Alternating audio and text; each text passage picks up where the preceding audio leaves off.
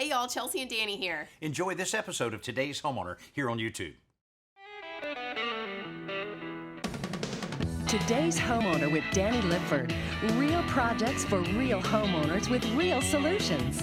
Information and inspiration on improving your home from professional remodeler Danny Lipford. Well, I'm glad you're with us this week. Now, behind this brick wall is a very impressive garden room, unlike any room I've ever seen. It was built about 15 years ago, and the homeowners have really enjoyed using this space to entertain friends as well as have family gatherings. So, what is there to remodel? Well, they never liked this brick wall because it obstructed their view to the outside. So our solution will be to remove this wall and the windows, construct a new wall 7 feet into the room, and in that 7 feet, we'll create a very nice porch area so that they can relax out there and look outside. Now you'll see this completed project within the next half hour. Stay with us.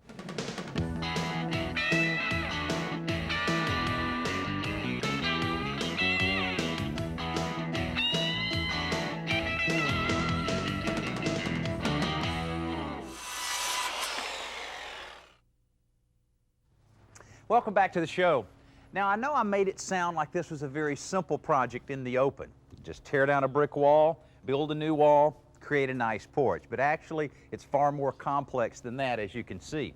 One of our first challenges was to figure out how we were going to support the heavy glass roof that's up above. Because before, with the brick wall and all of the series of windows having vertical support every few feet, didn't have to worry about it. But now that we're supporting this entire roof with just one column here, one there, and one on each end, we had to install a sizable beam that you see above me here. Now this is an LVL beam, or a laminated veneer lumber beam. That's a pre-engineered type of wood, very commonly used in remodeling projects as well as new construction. Now we could get a beam that would stretch the whole length of this, but it would be so heavy to use that instead we decided to break the beam right where our column support would be. Also, for extra support, we installed a 1/2-inch piece of CDX plywood between the 2-inch and 3/4-inch thick beams. Now most of this was built up right on the sawhorses, glued, nailed together, and put it up in sections. But we made sure that we left a piece of the plywood sticking out so that it would join the two seams together and have a good continuous support all the way down. Now, of course, it will be supported right on top of the concrete pads we have here, has steel rebar inside, it's very thick. Now, another piece of concrete here that's a lot thinner is what we've poured right along the driveway here. Now, this will be used to support brick border that'll be installed along here, actually called a roll-lock. And then with the porch starting there, we'll have a nice little planting bed that'll be planted up right as we finish up all of the project. Now, to provide access from the driveway up onto the porch level, right in the center here, we'll have our brick mason come from the border that he has here and build a set of steps leading right up onto the porch area itself. Now, there's quite a bit of concrete was poured here, but we also had to pour a long chain wall to support our new wall. Now this is the location of the new wall that we'll have right along here, and this is a piece of treated wood marked in the process of marking out where we'll need to drill through so that our anchor bolts will go through the plate and we can secure those down. Now the anchor bolts that we put in the wet concrete are about 6 inches long. Now normally they'd be a little bit longer than this if this was a real load-bearing wall. But because of up above us having a steel beam inside the cased wood area, the support's really not necessary as much here. Mainly this wall will be to enclose the existing garden room and provide the framing we need to install the new doors, windows, and a large elliptical transom that we'll install later in the show. Now when they poured the concrete itself, of course, they brought in the concrete with a wheelbarrow, put the concrete in, and made sure there were no air pockets in it in any place, then set the bolts in as the concrete was drying. Now, of course, again, we're using a treated plate down below. They'll secure this down just like they've done the other plates behind me with the washer and the nut. Then they'll be able to start putting up all of their studs.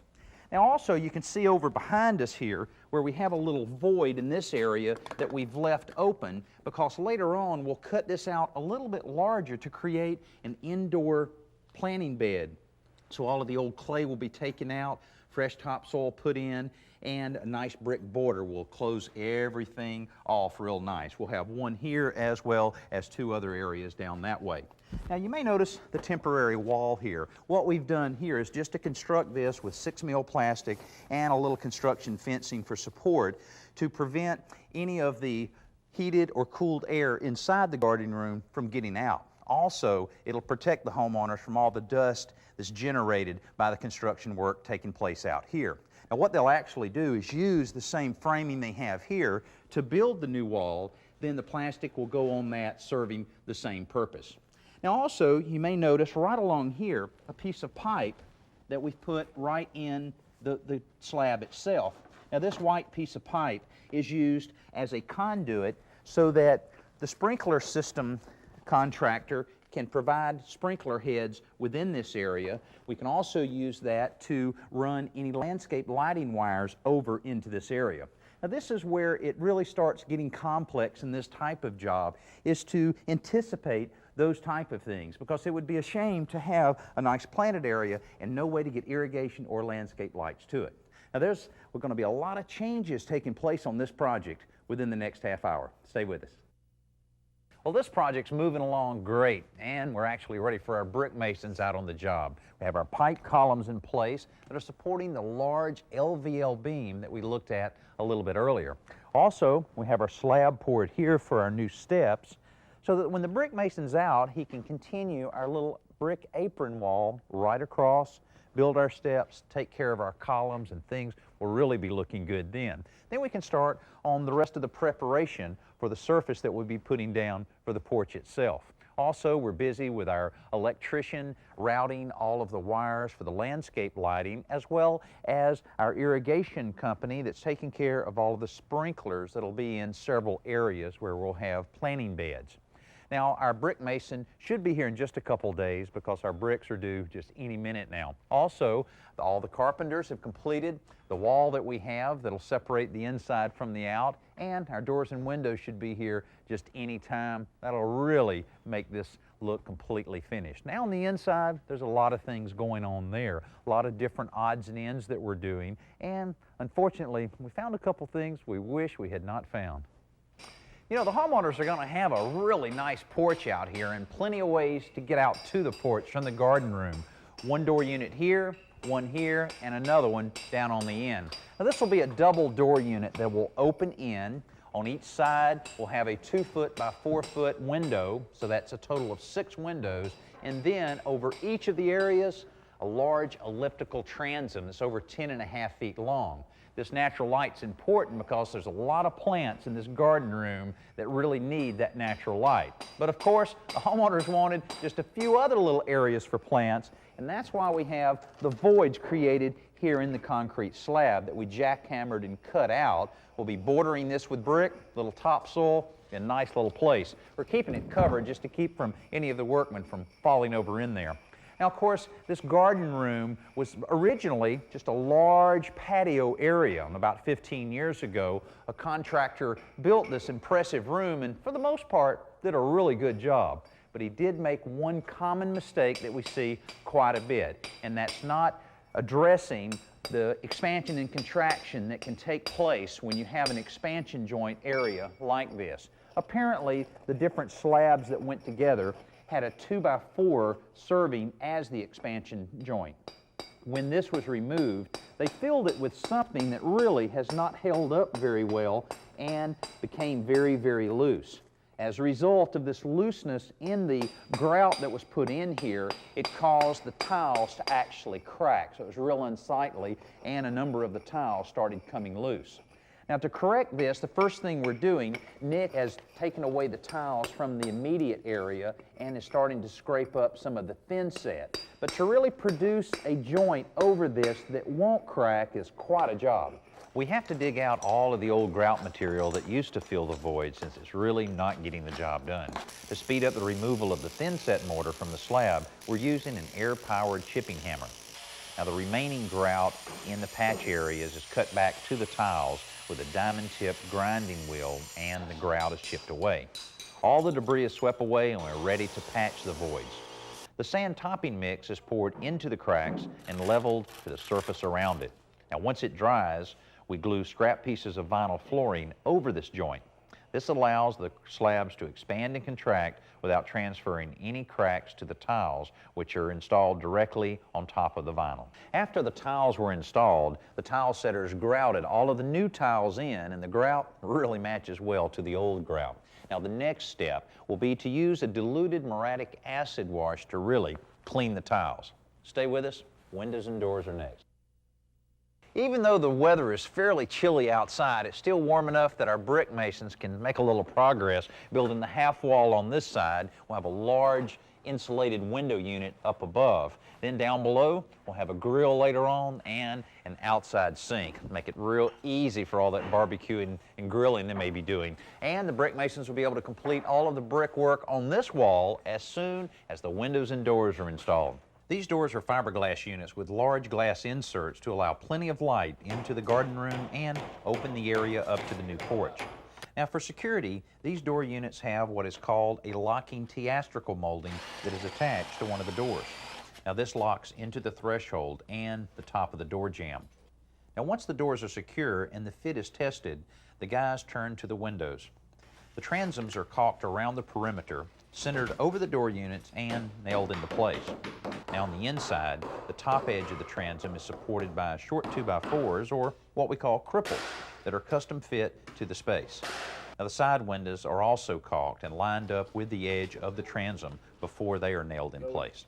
Now this is important to ensure that the trim on the inside all works out smoothly. Now the trim on the inside is a bit unique because the homeowner wanted to maintain a little bit of the brick look on the inside walls. So to accommodate the bricks being laid in the fashion that they are, with bricks on the lower part and then a brick accent roll-out going all the way around, we had to use brick mold around the windows and on the bottom of the windows and here on the side of the door. Now this is the same type of molding that we use on the outside for the same reason, to give you a good surface of trim for your bricks to butt up to. Now the spacers here in the middle were made out of 1x6 that was ripped down, and then a full 1x6 was used here to bridge the gap between the transom itself and the door and window unit. So it kind of all goes together as one nice unit.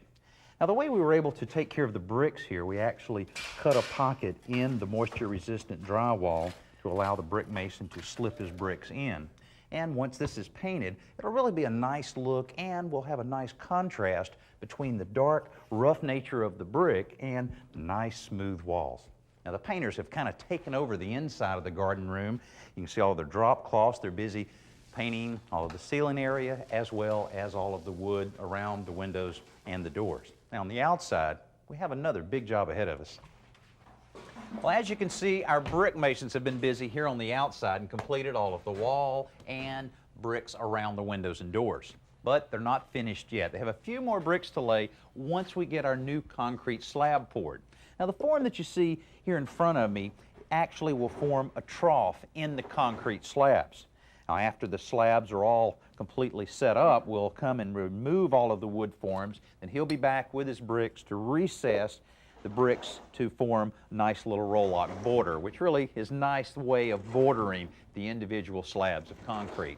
Now the homeowners considered some other surfaces here, using brick or using some type of paver, but needed a little bit of brick relief out here because there's so much brick that's visible. To have the little change in the texture and in the look out here really will make a difference. Now the next step is to pour the concrete, put the bricks in, and we'll be completely through with this project, and you'll see it next. Our garden room porch is complete, and the homeowners are already starting to plan out all of the beds along the edge here. Now the garden room before was very pretty, but it was a bit isolated because of a large brick wall right along the edge. Now that the wall is gone and all the windows and doors are in, the inside and outside flow together almost seamlessly.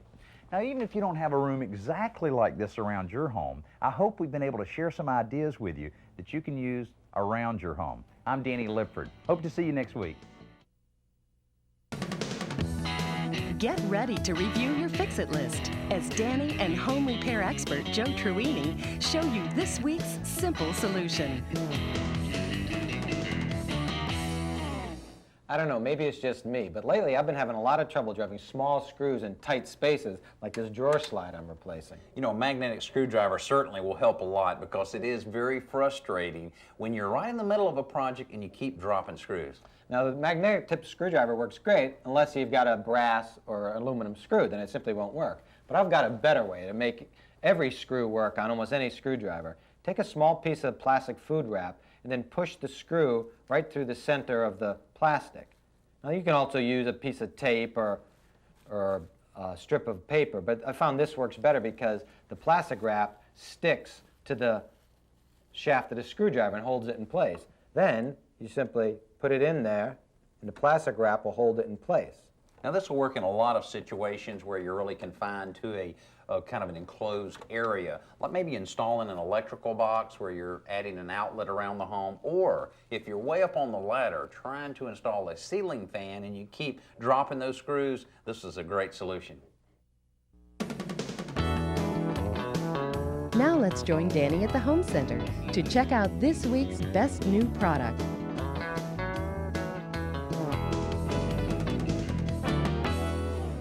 Nowadays, technology is everywhere around our home, especially wireless technology. You know, we have the remote control for our televisions, we have our cordless phones, and a lot of homeowners are finding out about wireless doorbells and door chimes.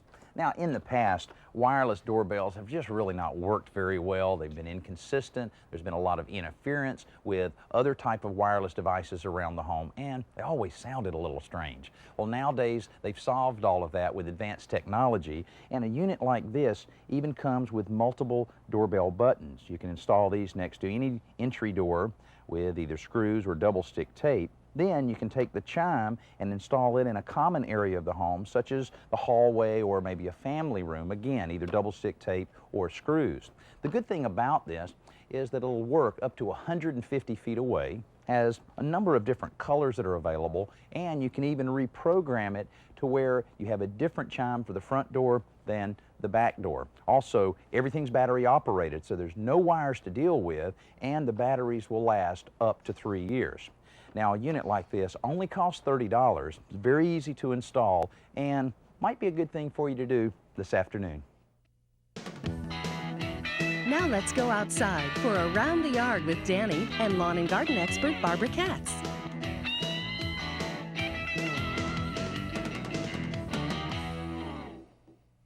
You know, many houses have to have gutters in order to manage the water from their roofs. And the gutters go into a downspout like this.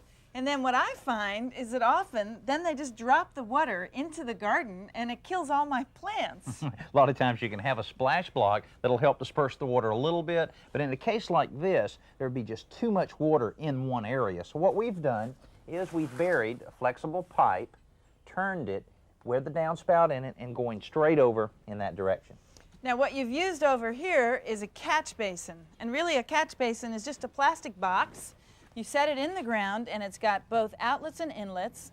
The pipe that's come down from that downspout goes through the ground and drops all its water as well as all its debris in the box.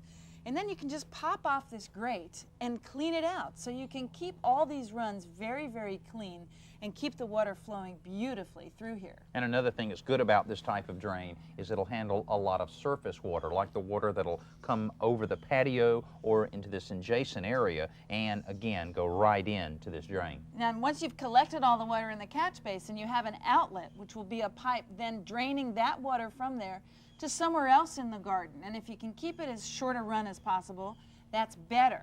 Now, of course, this one goes to a drainage ditch, but also if you're in a situation where you can carry the pipe out to the street, then it can go through your curb into the street and right into the storm drain.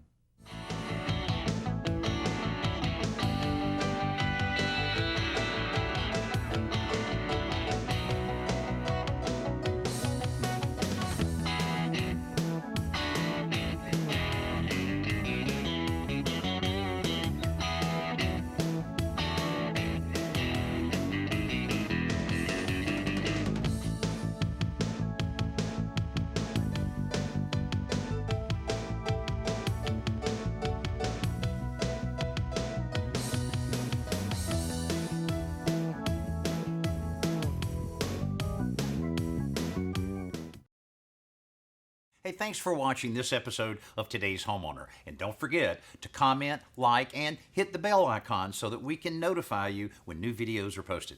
And don't go anywhere, click around and continue the home improving fun.